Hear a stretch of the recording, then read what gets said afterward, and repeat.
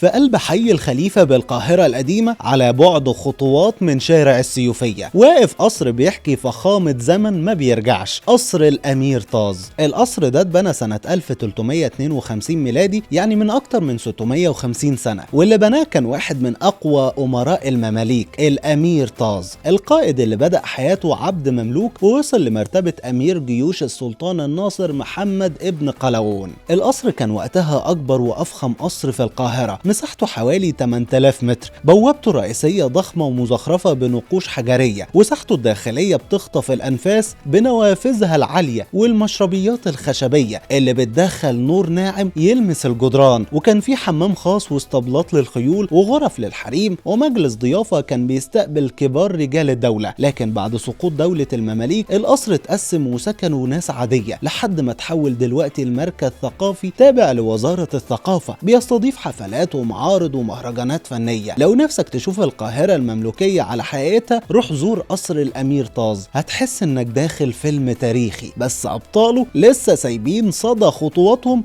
جوه الحيطان.